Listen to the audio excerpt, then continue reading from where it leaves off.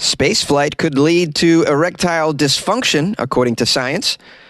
Korean dog farmers threaten to release 2 million canines. And a drunk groom kills his bride and guests at the wedding. These are the weird stories for Tuesday on Weird AF News, the only daily weird news podcast hosted by a comedian inside a Los Angeles closet. I got 3 weird news stories from all around the globe. Here we go. Scientists discover spaceflight could exacerbate your erectile dysfunction. It's the sound of science. Let's find out what science is doing, guys, giving us some very helpful information about how spaceflight could make some problems with our bodily functions. I had no idea. I mean, thank goodness for science. I mean, next thing you know, they're going to tell us that a lack of oxygen might lead to some negative brain functions. The article says there's a new way in which going to space could mess with the human body. Scientists did a study on rats in simulated space environments. The study suggests that being weightless and exposed to space radiation unprotected by Earth's atmosphere could have a deleterious effect on the vascular tissues associated with erectile dysfunction. My goodness, being exposed to radiation could have effect on your operations, your penile operations. No idea. Who would have thought that? Yeah, it affects everything. Everything goes to pot when you expose it to radiation. Your skin, your bones, your vascular tissues, your heart, I assume everything. Radiation is no bueno for the human body, and I thought that was common knowledge, but apparently science is still spending a lot of money to learn the various ways that we shouldn't go out and expose ourselves to radiation. This is why this whole plan to live on Mars is ridiculous. It's too much radiation. It says, even more than a year after the experiment, the rats showed signs of erectile dysfunction. And hold on, rats have penises? Now we're learning something. I had no idea rats had penises. What happens if you give rats some Viagra? Do they show signs of erectile improvement? Now there's a study I'd like to see. Okay, so the rats showed signs of erectile dysfunction. The culprit seems mostly to be the galactic cosmic radiation streaming through space. I mean, I thought all this was obvious. Here's a quote from these geniuses that are just wasting the public's money. While erectile dysfunction affects more than half of men over the age of 40 and represents an important factor for life satisfaction, the consequences of space travel on erectile function are still obscure.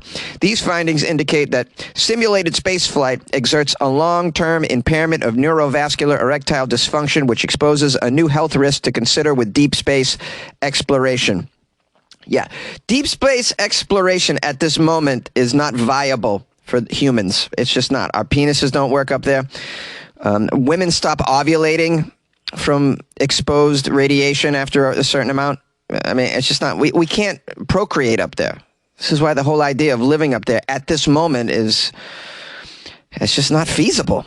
So I'm not saying don't continue to explore our opportunities, because clearly we're screwing up this Earth and it's not going to be able to be a home atmosphere for us for much longer at this rate. I suggest you actually spend more money in cleaning up our backyard before we go out and try and see if we can get boners in space. That's just my opinion. I'm not in charge of any of these funds. I should be. The article goes on to say, in space, in microgravity, in a radiation environment, human physiology starts to go south.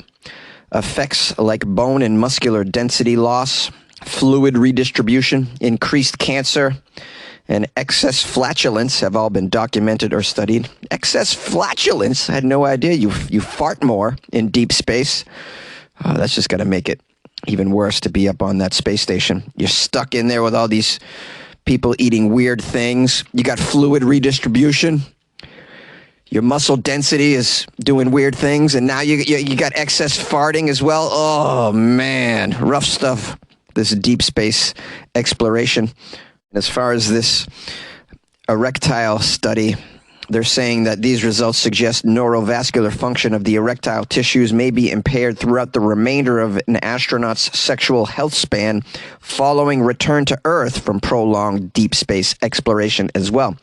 So if you go up there, even when you come back to Earth, your organs aren't going to be working the way in which they were prior to the deep space exploration, it seems. Just another reason not to go up there. My suggestion is you remain on Earth and enjoy all of the functionality of your erections while you still can. Dog farmers in South Korea are threatening to release 2 million canines. South Korean dog farmers have issued a threat to the government. The threat is to unleash 2 million dogs if the government goes ahead with its proposed ban on dog meat in the country of South Korea. Release the hounds! They're threatening to release the hounds. 2 million dogs I could be petting? Are they threatening all of us with a good time? It sounds like it. These dog farmers are arguing that banning the controversial dog meat from menus across the country would deprive them of their livelihoods. How sad. And now they're going to release the dogs. And then we can all sing, "Who let the dogs out?" South Korean dog farmers. If implemented, this dog meat ban would come into effect in 2027, and the government has promised some financial assistance to the farmers to support their business in transitioning away from the dog meat trade. That sounds fair. Or you could just pay the farmers not to grow dogs like we do grain in the United States. Subsidies, guys. Subsidies. We have here Ju Young Bong. Yeah, he's got the word bong in his name. Pretty cool. This guy's probably a stoner. He's head of the Korea Dog Meat Farmers Association. You would think he would be head of the Korean Cannabis Farmers Association with a name like Bong. But no, he's in the dog meat farmer industry. He said the group would release 2 million dogs in the capital city of Seoul, especially near significant governmental locations and outside the homes of politicians. Really, bro? I mean, I don't believe this threat 1 minute. Here's a quote from this guy Bong, who probably talks like a stoner. "Hey, man, we're so outraged that we're talking about releasing 2 million dogs that we're raising, man.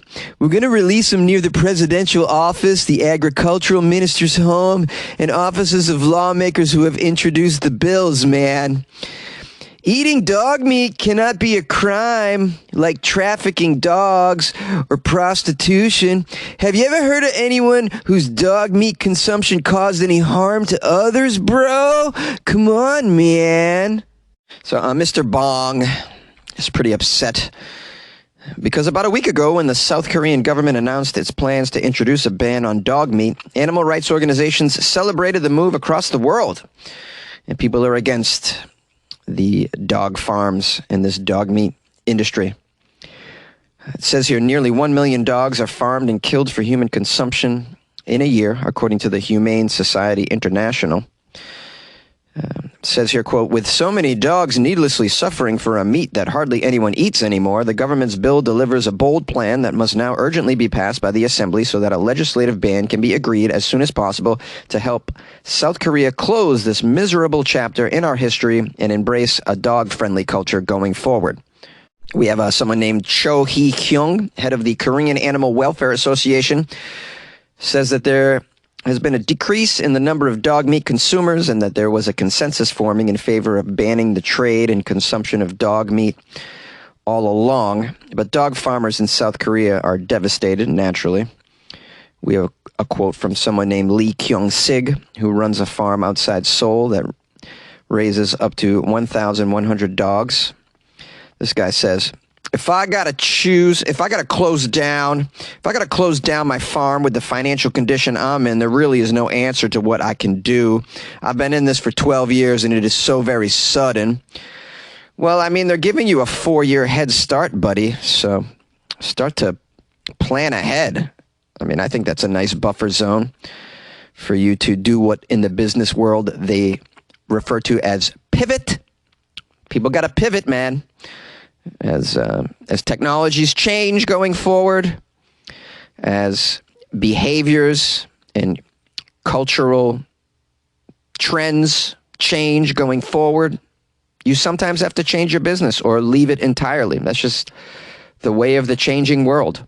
Now, I did a little bit of a dive into the state of affairs in South Korea when it comes to dog meat consumption.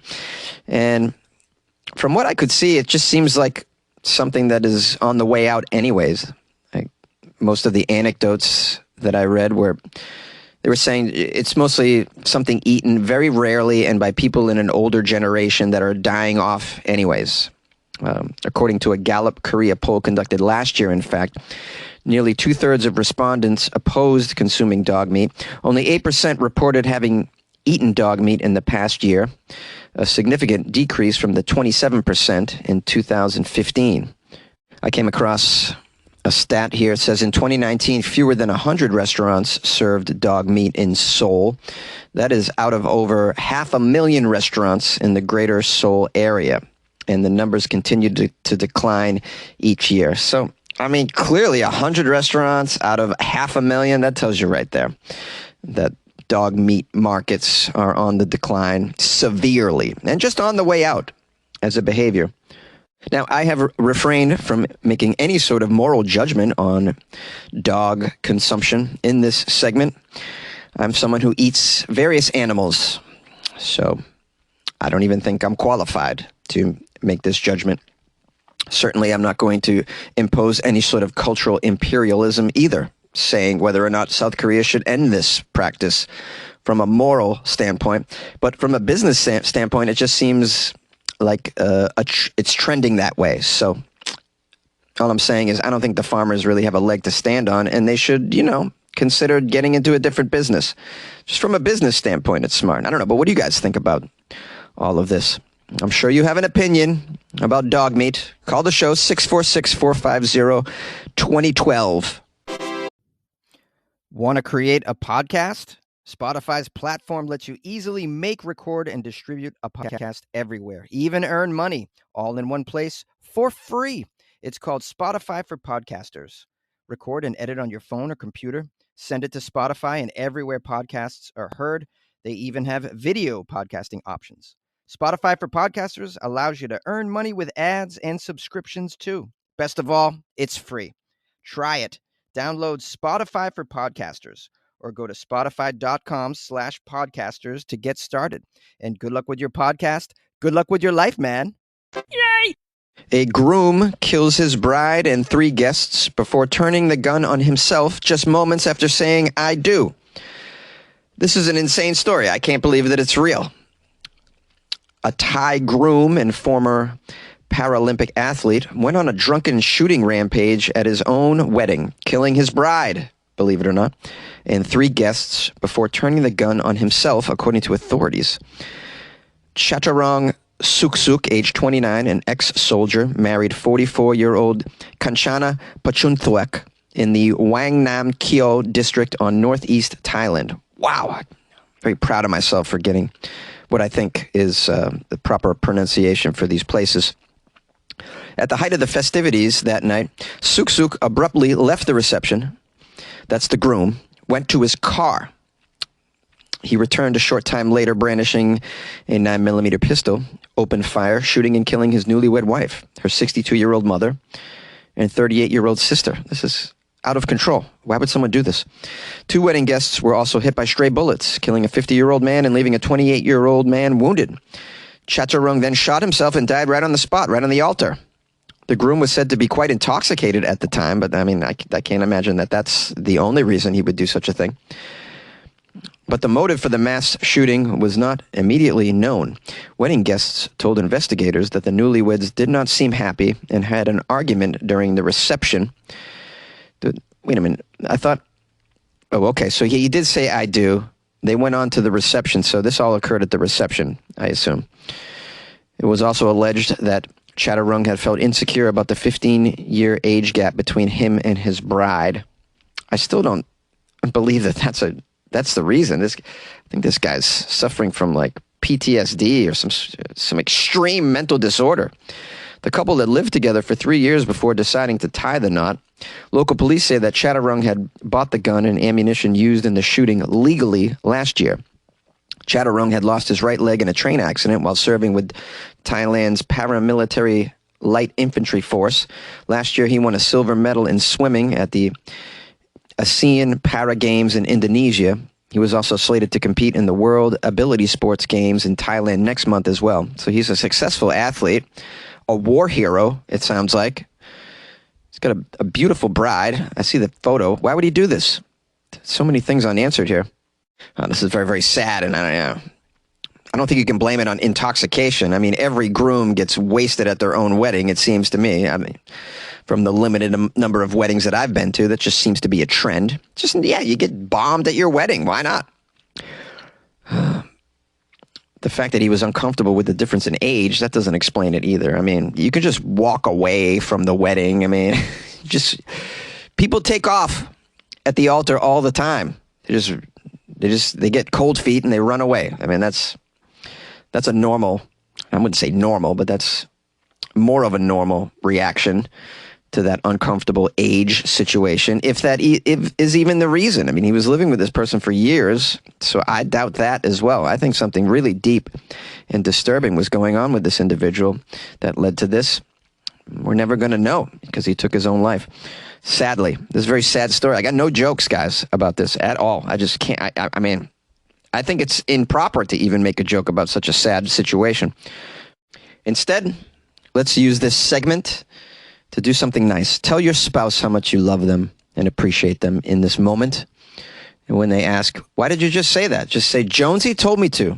Jonesy told me to tell you I love you. And then when they ask, who the hell is Jonesy? Just say, never mind. Never mind that. That's between me and Weird AF News. This episode is brought to you by Shopify. Selling a little or a lot? Do your thing however you cha-ching with Shopify, the global commerce platform that helps you sell at every stage of your business. Shopify helps you turn browsers into buyers with the internet's best converting checkout. 36% better on average compared to other leading commerce platforms. Get a $1 per month trial period at shopify.com/offer23. Yay! Unga shaka, unga shaka, unga. I can't fight this feeling deep inside of me. I've been on a space flight, now I've got ED. Hey, how are you? I hope you learned something in today's episode. And let me just take a moment to thank you for your time. I appreciate it. There's a gazillion podcasts out there, and you chose to listen to Weird AF News today, and for that, I am grateful. I want to give a shout out to someone who left me a review on Amazon. Did I already read this one? It's hard to keep track. We have Joe Nichols, who left me 5 stars and wrote, Jonesy is funny AF. I've been listening for months and love it. Funny as hell. Gives me a smile every day before I go to work. Keep it up, Jonesy. You are awesome and bring laughter to many people every day. Well, thank you, Joe Nichols. I appreciate that Amazon review. Very, very helpful to get a 5-star review on Amazon because, as you know, I get so many 1-star reviews, so this is nice. We can do what's called buck the trend, right? Isn't that a thing? Bucking the trend? Jonesy has big words and phrases sometimes. Jonesy reads a little bit. I don't read as much as I used to. I find myself watching a lot of YouTube videos instead, a lot of documentaries on YouTube, specifically miniature documentaries. Like, I can't always commit to an hour-long doc. In fact, there's a lot of subjects that you don't really need an hour-long documentary on. We can wrap this shit up in 10 minutes. You know, I find that very strange. There'll just be like a 2-hour-long documentary on some obscure band. And I'm like, all right, we could have done this in 20. Anyways, I post a lot of the miniature documentaries that I've come across on YouTube. If they're really weird and good, I put them on the Patreon. So if you guys want to join the Patreon and watch some of the stuff that I've been watching, it's all weird, fascinating stuff in my opinion. Anyways, you can go to patreon.com/weirdafnews or download the Patreon app on your smartphone. Do a search for Weird AF News. It's the only one there. You'll see a picture of me and you can join the Patreon. It's like buying Jonesy a beer every month. Why wouldn't you want to do that? It's the holidays. Consider it. Speaking of the holidays, I got some nice phone calls from some OGs of the show. I'm going to publish after this. If you want to call the show, 646-450-2012. And my email is funnyjones@gmail.com if you would like to send an email. You can say hello, or you can ask me for my address if you'd like to send me a holiday gift, or you can just send me an article that you come across, some weird news that you think might be worthy of the show. Worthy of coverage, also known as coverage worthy. I'll be doing shows up in the Bay this weekend, Oakland and San Francisco, so follow me on my Instagram @funnyjones. If you happen to be up there, I'd love to see you, love to meet you. All right, we'll keep it brief. I'll see you tomorrow. And good luck with your life, man.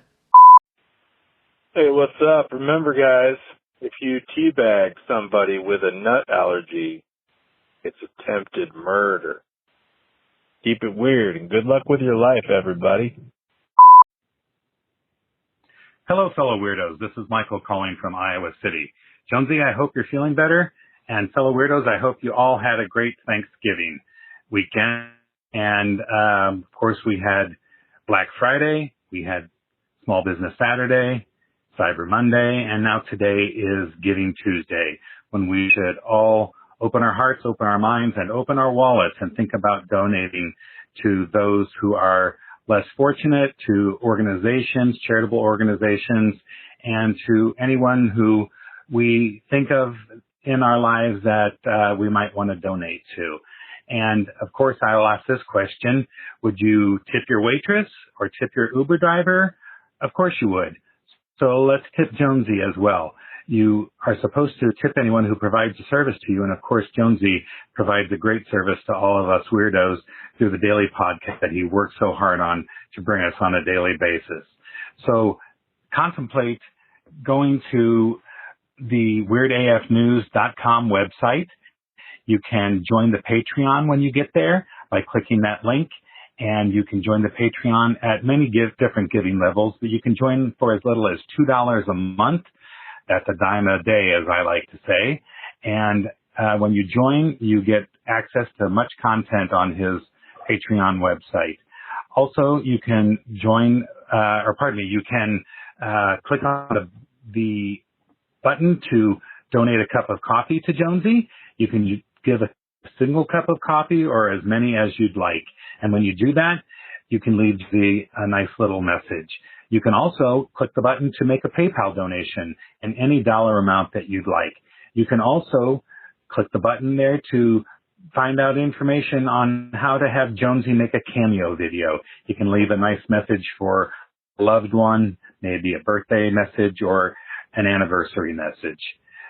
Some other special occasion, he'll make a video message for you that will be forwarded to the love of your choice.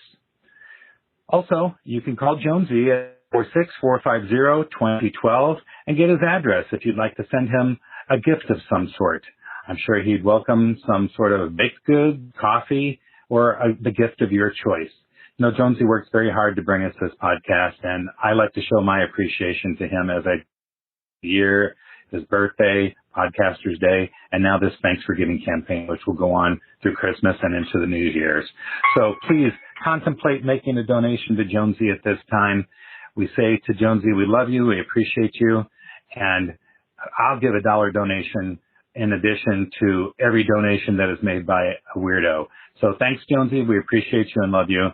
Good luck with your life, man. And to everyone. Jonesy, this is the future speaking, calling all the way from the year 2023. I'd like to address your aversion to nut products and nuts in food. As someone who worked for over 20 years in high-end fine dining, I can tell you that the last thing that anybody wants is for someone to have an allergic reaction at the dinner table, and we will do everything within our power to make sure that you're safe when you dine with us. However, your assertions that there shouldn't be nuts and stuffing and some of these other things are out of line. Just tell us what you're worried about, and we'll see to your health, but please let everybody else enjoy the wonderful, wonderful things that you can't. This has been a message from the future.